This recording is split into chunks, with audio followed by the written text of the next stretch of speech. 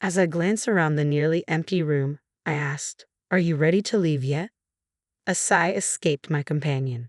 "Just waiting for the movers," they replied, a tinge of relief in their voice. "Honestly, I won't miss seeing you around. And the way you changed the locks, as if I'd try to break in, that was a bit much." Had always been curious about why such extreme precautions were necessary, but now it seemed almost irrelevant.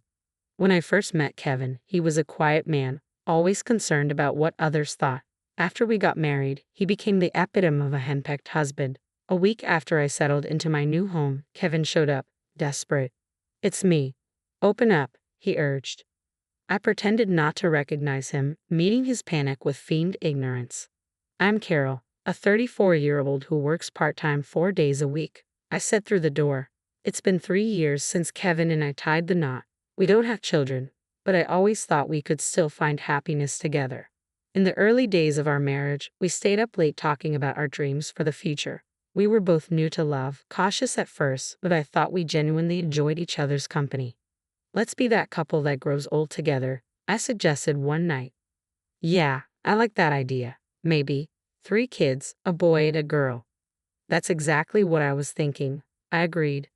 Those light-hearted conversations were delightful to someone like me who had never really been interested in love or marriage. Meeting Kevin had been unexpected. We met at a party I attended out of obligation, not enthusiasm. He seemed to be there under similar pretenses, and we bonded over our shared disinterests, gradually becoming friends. He was serious, a bit reserved, but always kind, and I found that charming.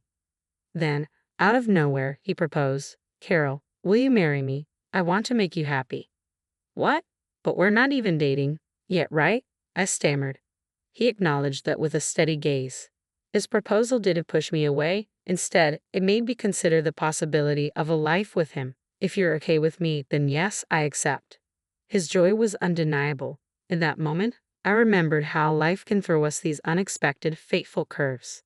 When Kevin proposed, I truly believed that marrying him would lead to happiness. We rushed into marriage, tying the knot just 2 months after meeting. With little experience in love, our journey was clumsy at times, but that made it feel like an adventure. However, about a month after we moved in together, I started noticing the growing gap between my expectations and the reality of our marriage. One day, Kevin approached me with a seriousness more intense than usual. "Carol, there's something I need to talk about," he said gravely. I was startled when he asked me to quit my job and become a full-time homemaker. It was unexpected. He had never shown dissatisfaction with my working before, and this marked the beginning of an odd shift in his behavior. "Why would you ask that?" I questioned, confused by his sudden change. "When you work, it makes me feel unneeded," he confessed. "Did someone put that idea in your head?" I asked, trying to understand his insecurity. "No," he replied, "but at my company, all the other men's wives stay at home. It's just how things are there." I had made it clear from the start that I intended to keep working, especially since saving money was crucial to our plans. "But we agreed I would continue working after we got married, didn't we?" I reminded him. "I know," he said, "but as my wife?" "I hoped you'd consider my feelings," Kevin said, though it was clear his concern was more about meeting social expectations than our mutual happiness. "Why not just pretend I've quit? There's no need for me to actually leave my job," I suggested, reluctant to give up my career. But Kevin's anxiety about appearances only deepened. "If things don't change, I'll be ridiculed by my colleagues and bosses. I'm supposed to be the head of this household, aren't I? Please just do as I ask," he insisted, unwilling to listen to my reasoning. "I can't make that decision right away," I replied, needing time to weigh my options. "All right," he said, though his tone carried an undercurrent of urgency. "But please decide soon."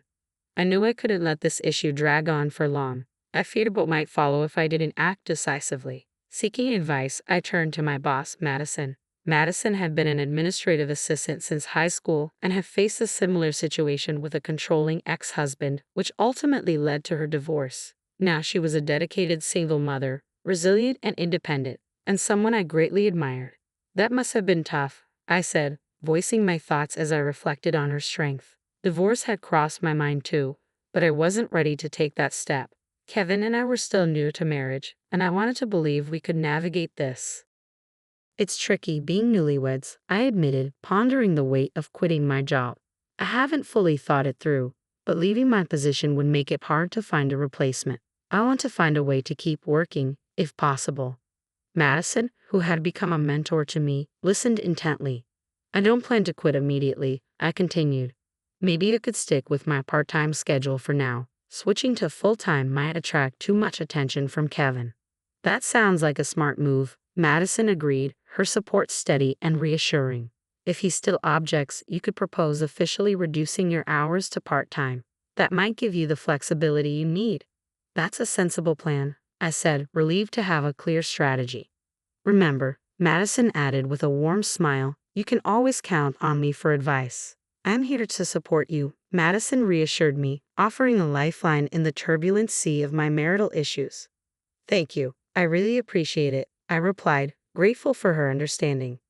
As our conversation deepened, Madison shared how her ex-husband had also changed drastically after they married, a situation eerily similar to mine. This revelation was eye-opening. I hadn't considered that some men could transform so completely after marriage, becoming almost unrecognizable from the person they once were. Seeing my circumstances through this new lens, I began to wonder, had I been misled?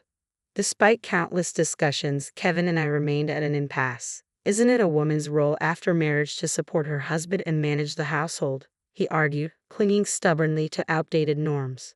What era are you living in? I asked, disbelief washing over me. Nowadays, it's normal for both spouses to work. Maybe for other couples, he said, trying to persuade me, but we're different. You see that, don't you? I understand where you're coming from, but I can't agree with it, I responded, stating my ground. Please try to see things from my perspective. Kevin, however, persisted, pressuring me daily to quit my job. His efforts were relentless, but I wasn't ready to give in. I consulted Madison, and together we came up with a plan. I would officially resign, but in truth, I would continue working part-time. Thankfully, Madison understood my situation and adjusted my hours to accommodate this secret arrangement. I've resigned from my job just as you wanted, I told Kevin, keeping up the facade. Really, he asked, a wave of relief washing over his face. Thank you. Now I can finally feel more secure at work. His reaction confirmed what I had suspected all along. Kevin was more concerned about appearances than our relationship. The man I thought I had married was slipping further away, leaving behind someone obsessed with how others saw him. I had hoped that this deception would protect both my independence and our marriage, but it soon became clear that my hopes were misplaced. Despite our so-called new beginning, Kevin continued to exert control over me, venting his frustrations in subtle, oppressive ways. Then one day, without warning, he sprung another demand on me. A junior colleague is coming over today, he said nonchalantly. I need you to host, Kevin said abruptly over the phone. I had no idea, I replied, caught off guard. Sorry, it was a last-minute decision. Just keep it simple, please. Get everything ready. Before I could respond, he hung up. Determined to fulfill his request, I hurried to prepare drinks and snacks. I thought I had done enough. After all, he'd said to keep it simple. But when Kevin arrived, he looked displeased. Didn't I ask you to prepare for today? He chided, his tone sharp. You said to keep it basic, and I did exactly that. What's the issue? I asked, genuinely confused by his reaction. This reflects poorly on me, he muttered, ignoring my question. I need you to fulfill your role as a wife properly. What exactly does that mean? I asked, frustration creeping into my voice. I did my best. Is there something wrong with what I prepared? No, not really, he admitted, though his expression was unreadable, a stark contrast to the kind man I had once known. From that day on, Kevin began inviting guests over almost every weekend, reveling in the social gatherings while expecting me to manage everything behind the scenes. It felt like he was trying to impress his colleagues, using me to bolster his image as a capable husband. This is getting excessive, Kevin, I ventured cautiously one evening. No, it's fine. Everyone enjoys it, and you should support my decisions. It's your duty as my wife, he insisted, brushing off my concerns. Maintaining this lifestyle was draining and expensive. How exactly am I supposed to manage all this? I asked, trying to stay calm. Stop complaining, he snapped dismissively. Any question I raised was met with the same cold response, as if my concerns were mere nagging. Every morning, I woke early to prepare breakfast, pack Kevin's lunch, and make sure his soup was pressed and ready. When I worked part-time from 9 a.m. to 2 p.m., There was barely any time to catch my breath. Despite everything, my job became a small refuge, one of the few places where I felt like myself. Carol, you seem really tired lately. Are you okay? My coworker Deborah asked one day, noticing the exhaustion I couldn't hide. Yeah, a bit, honestly, I admitted with a weary smile. If you need anything, I'm here for you, she said gently. Thank you, Deborah. You've been such a reliable support. Unlike Kevin, Deborah saw the toll it was taking on me. She also knew about my secret part-time job and kept it hidden from Kevin, offering me the quiet understanding I desperately needed. I appreciate everything, Deborah, I whispered, grateful beyond words for her kindness. I never thought Kevin would behave this way, Deborah confessed one day, her voice heavy with concern. Neither did I. I've tried talking to him, but he won't listen. We hardly have meaningful conversations anymore, I sighed, feeling the weight of it all. If only I were stronger. But don't be too hard on yourself. You're managing work and household tasks admirably. I can see how much effort you put in, and I appreciate everything you do, she said with warmth. Her kindness was a lifeline. Living with Deborah's support had been a blessing, a stark contrast to the tension I felt at home. However, Kevin grew uncomfortable with how close Deborah and I had become. That discomfort soon led him to make a shocking and sudden decision. Where's Deborah? I asked, noticing her absence one afternoon. Mom's gone, Kevin replied casually. Gone? What do you mean? My confusion grew. I thought it would be best for her to be in a facility. She's getting older, he said, as if it were the most logical thing in the world. You actually placed her in a home? I asked, my voice cracking with disbelief. Yeah, I just finished settling her in. Now I have the house to myself, he responded, almost as if it had been a routine chore. I was at my parents' house when this happened, and I was stunned that he had unilaterally decided to send Deborah away. She wasn't frail enough to need full-time care, and it quickly became clear that his decision was more about getting rid of her than concern for her well-being. When I visited Deborah at the facility, she looked surprised but not angry, just resigned. I'm sorry it had to come to this. I apologize, my guilt weighing heavily. It's not your fault, she reassured me, her voice calm. I never expected him to go to such lengths. I'm worried about what he might do next, but I'll manage. I'll miss you, but if you ever need anything, you're always welcome here. Thank you, I whispered, feeling the gravity of the situation settle in. Afterward, Kevin and I moved into his parents' house. Despite managing all the household responsibilities, Kevin never acknowledged my efforts or showed any gratitude. The idea of having children, once an exciting topic, now seemed completely out of reach. Kevin often dismissed me, choosing to spend more time away from home. On top of that, he began imposing unreasonable rules. No matter how late he came home, I was expected to stay awake until he arrived. If I woke up after him in the morning, it would spark his frustration. What time will you be home today? I asked, knowing it would determine the rhythm of my night, yet again. Just stay up until I get back, okay? Kevin instructed one evening as usual. But something felt off. When he returned home, I took his suit to hang it up and noticed a strange, sweet scent lingering in the fabric, a perfume I didn't recognize. I didn't wear perfume. The fragrance clung to him unmistakably, a silent confession of his infidelity. Every time he came home late, I caught faint traces of that same perfume. Then, one night, Kevin did something out of character. He suggested I go to bed before him. My suspicions deepened. Quietly, I stayed awake, sneaking into the living room where I overheard a conversation that confirmed everything. Oh, she's clueless. When are you going to leave her? A woman's voice asked. I'll kick her out soon enough, Kevin replied nonchalantly, his voice clear. Their words cut through the silence, revealing that their affair had been going on for some time. While the discovery of the affair didn't shock me, it disgusted me. Kevin, still technically my husband, had become someone I no longer recognized. Despite my fleeting hopes that things might turn around, his treatment of me remained cold and unchanging. We were approaching our 3-year anniversary, and instead of things improving, Kevin dropped another bombshell. I have a business trip the day after tomorrow. I need you to get everything ready, he announced abruptly.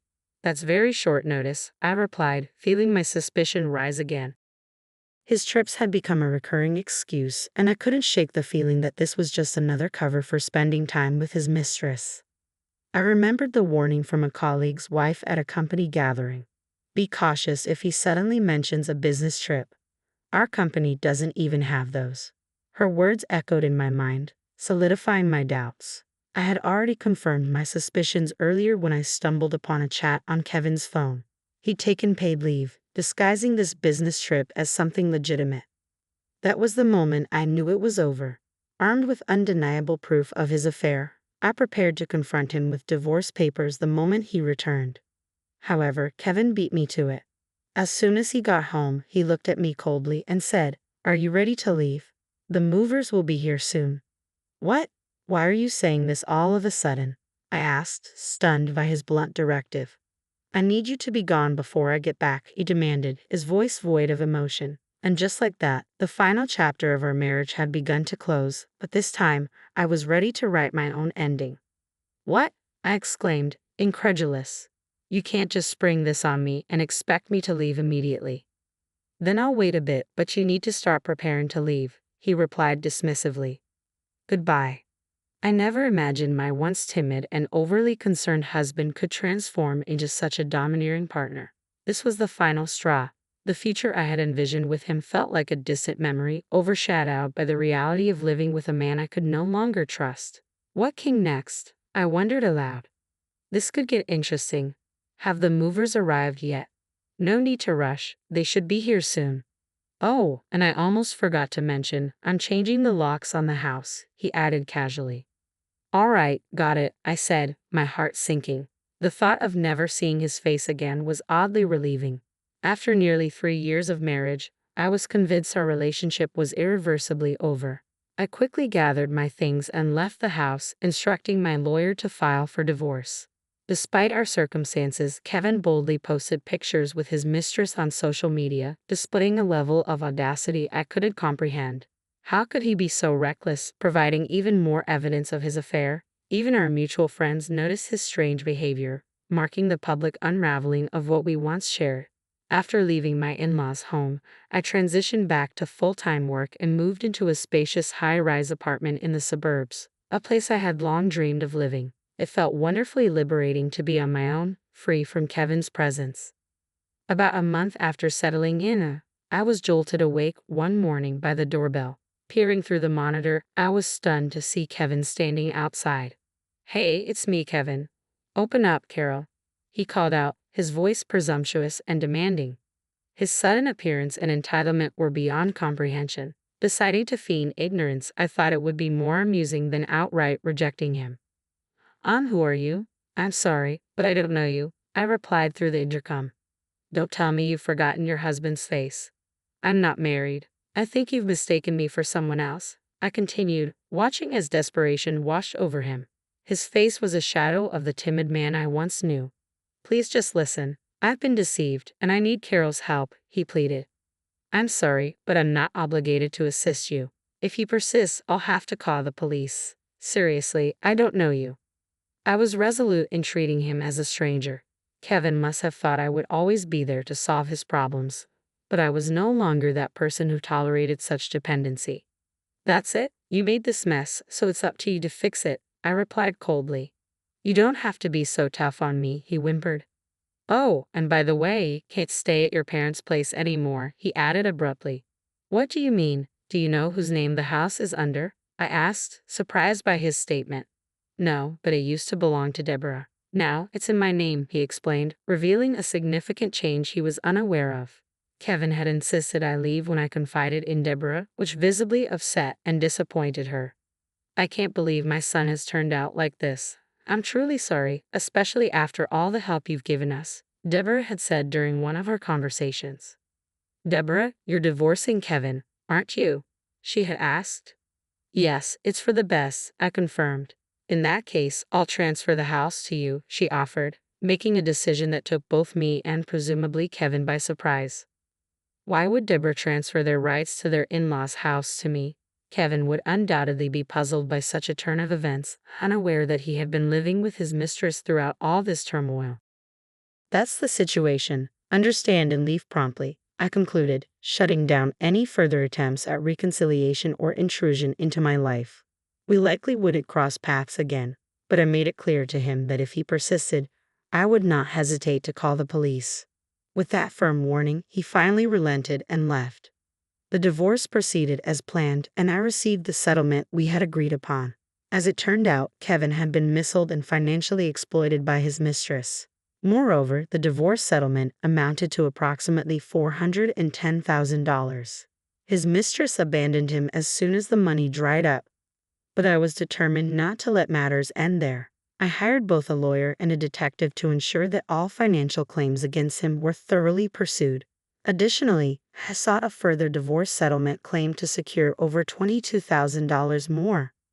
Furthermore, the ownership of the house was officially transferred to me. I insisted that Kevin vacate the premises, and though he initially resisted, legal proceedings left him with no choice but to comply. As for his current whereabouts, I remain blissfully unaware and frankly uninterested. Eventually, his company caught wind of the photos he had posted with his mistress on social media. Unable to endure the scrutiny and the unraveling of his past facade, Kevin chose to resign voluntarily.